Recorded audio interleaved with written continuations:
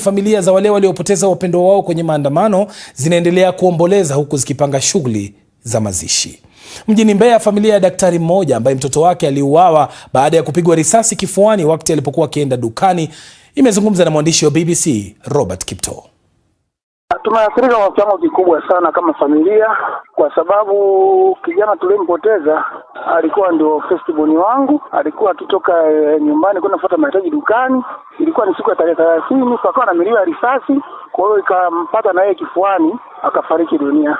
Kwa hapa nilipo tuna msiba, na hata kuzika tulizuiwa kwenda kuzika, njia zote zilikuwa zimefungwa. Tulikuwa kama kwenye lockdown ambayo jana ndio wametangaza basi shughuli zote ziendelee. Kwa hiyo sasa hivi tunapata hata muda wa kwenda hata kuona kaburi la mtoto, lakini kabla ya hapo hatukuweza kufanya chochote, na hakuna mtu yote aliyeruhusiwa kuchukua mwili wa marehemu huko, aidha ni mocho leo ni wapi. Kwa hiyo sisi tulijaribu kutumia mbinu nyingine tu kuweza kupata mwili wa kijana wetu na kuweza kuhifadhi, kusikiri. Amesitiriwa juzi. Yaani mtoto anazikwa tu, lakini haujapata habari ya permit, haujapata kitu gani, lakini as long as umeshamzika kaburi liko nyumbani, basi tunaishia hivyo. Lakini athari kubwa sana kwa upande wetu. Sio tu mimi, mpaka na familia kwa ujumla na wadogo zake marehemu ambao ni watoto wangu mwenyewe. Kwa hiyo ni shida kidogo. Na binafsi kama mzazi ulipokeaje kifo cha mtoto wako wa kwanza? Ni mshtuko kwa kweli, kwa sababu ukishajua tena ni kifo alafu kama mtoto wa kwanza ndio unayemtegemea. Ni mshtuko mkubwa sana ambao wakati mwingine unaweza kuchukua maamuzi ya kutaka mpaka kujitoa mpaka uhai. Unajua unakuwa na taharuki mpaka wasipotokea watu wakuja kustabilize, ni changamoto kidogo. Lakini kwa sababu ni mwanaume, lakini bahati nzuri pia mimi ni daktari, kidogo moyo ule uvumilivu na ustahimilivu nilikuwa nao. Je, ninyi mlitarajia kitu kama hichi kinaweza kutokea hasa kipindi hicho cha uchaguzi? Hapana, hatukutarajia, kwa sababu miaka yote hapa anakuwa na vurugu, lakini ni kidogo na mambo huwa yanaenda sawa sawa. Hakunaga mambo ya watu kutupiwa risasi, ni wachache huwa inaweza katokea, lakini most of the time uchaguzi huwa unapita tu salama, pamoja na kwamba walio wengi huwa hawafi wala wanaoendelea, lakini basi hana namna yote, huwa inaishia tu hivyo. Maadamu mtu walote wameteuana kama kawaida, basi maisha mengine huwa yanaendelea. Mambo kama huwa hayapo. Ni mara ya kwanza kuna matukio makubwa ya kikatili kiasi hicho.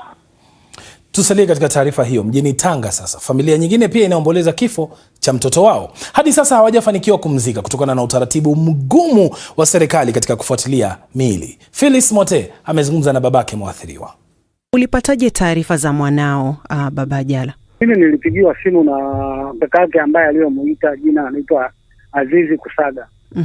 Ndio aliponiambia kwamba bwana, hapa nani hii mdogo wangu, nimepata taarifa mdogo wangu kapigwa risasi. Sasa alikuwa anavuka barabara ili aende nyumbani kwake, ndio akakumbana na hiyo adha. Kwa hivyo uliambiwa kwamba alikuwa kwa maandamano ama hakuwa kwenye maandamano?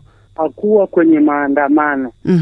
Na kufikia sasa labda umepata habari zozote za mwili wa mwanao? Umeambiwa uko wapi? Niliambiwa kwamba mwili wa mwanangu uko njia 4 pale. Na umechukua hatua gani labda kufuatilia ili kuweza kumstiri? Siku ya kwanza kulikuwa kuna ile siku ambayo amepata nani hii alipofariki, kesho yake ni kwamba kulikuwa hakuna nafasi ya kunanienda kuhakiki kwamba mwili wangu uko wapi, ila wale walienda tu na askari pale wakamwambia nani hii huyo ndugu yake kwamba bwana, baada ya kufa akamwambia mwili utaukuta na upande huko. Ameenda yeye mwenyewe, amejaribu kufika hapo kutafuta ama kuhakikisha kwamba kakake kweli amefariki? Amefariki wakati akiwa yuko mikononi, kwa sababu ile ilikuwa iko hivi, baada ya kupigwa risasi kweli alikuwa yuko hai.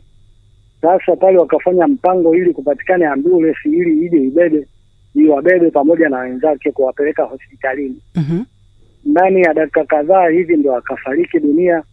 Na ile ambulance ni kwamba niliambiwa kwa kabisa kwamba ambulance ilikuwa inawafuatilia, kufika njiani ikakumbana na hao jamaa, ikapigwa moto ikaungua. Ilipigwa moto wakiwa bado wako ndani? Ilipigwa moto wakiwa yani inawafuata. Kwenye hiyo hali ya kujaribu kupata mwili wake na kuweza kumstiri vyema, labda mmefikia wapi?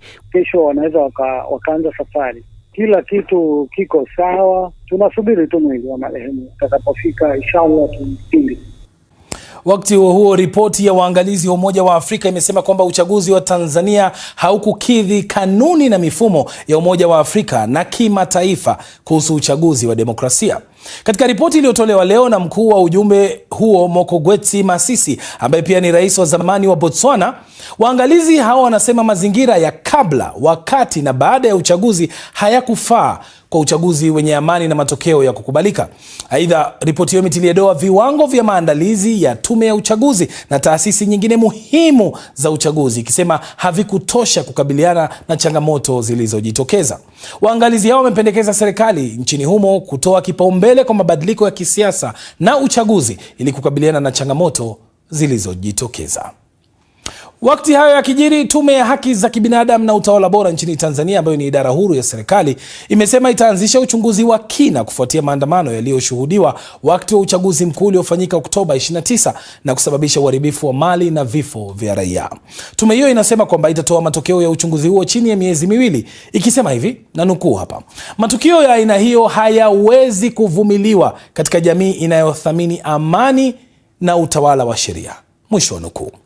Aidha, mtandao wa watetezi wa haki za kibinadamu Tanzania na chama cha wanasheria Tanganyika wamelaani matukio ya ukiukwaji wa haki za kibinadamu yaliyotokea wakati wa uchaguzi mkuu wa mwaka 2025.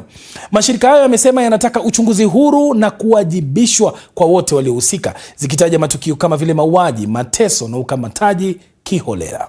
Serikali bado haijatoa kauli ya moja kwa moja kuhusu madai hayo na bado tunaendelea kuifuatilia. Mwenyekiti wa chama cha upinzani nchini humo Chadema, John Heche, ambaye alikamatwa siku 14 zilizopita, amesafirishwa kutoka Dodoma hadi Dar es Salaam ambako amehojiwa na maafisa wa polisi kuhusiana na tuhuma kadhaa.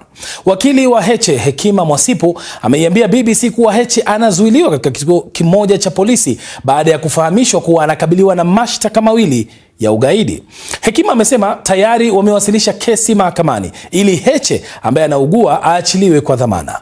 Muda mfupi uliopita nimezungumza na wakili Hekima. Utakumbuka jana Heche aliletwa kutoka Dodoma kuja kituo cha polisi Oysterbay kwa maana ya mkoa wa Kinondoni, na baada ya kuletwa nilipigiwa simu kwamba mheshimiwa Heche ameletwa hapa, anatakiwa wakili kwa ajili ya kumsimamia maelezo. Nilifika hapo Oysterbay. Baada ya kufika nikapewa askari wawili ambao walikuwa wanatakiwa kumchukua maelezo, na wakati wa interview aliambiwa kwa anatumiwa kwa makosa ya ugaidi, kwamba kuna tukio la ugaidi ambalo lilitokea tarehe 29 kuanzia Kimara, au vitendo vya kigaidi vilivyotokea tarehe 29 wakati wa zoezi la kupigaji kura kuanzia Kimara mpaka Magomeni. Kosa la pili ni ugaidi hivyo, lakini location tofauti, kwa maana ya Msewe pamoja na external. Kwa hiyo hizo ndio kwa tuhuma zake. Sasa kisheria anaruhusiwa kuchukuliwa maelezo ya hizo tuhuma, kwa maana kuhojiwa sasa, au anaweza akatumia haki yake ya kisheria kukaa kimya na ataenda kutoa maelezo yake mahakamani. Heche alichukua uamuzi gani wa kukaa kimya? Baada ya zoezi kukamilika, akarudishwa mahabusu kituo cha polisi Mbulahati. Ni taarifa ambazo vile jana tulizipata, ilitakiwa leo afikishwe mahakamani kwa tuhuma hizo. Tumeweka kambi hapa Oysterbay mpaka mida hii naongea na wewe, niko Oysterbay. Hakuna dalili zozote za kumpeleka mahakamani, na hatujapata mawasiliano yoyote kwamba amefikia hatua gani, kwamba maybe kesho atampeleka, lakini hatujapata majibu kwamba kesho atampeleka au hatampeleka. Naam, maafisa wa polisi ambao umeongea nao wanasema kwa nini hawajamfikisha mahakamani leo?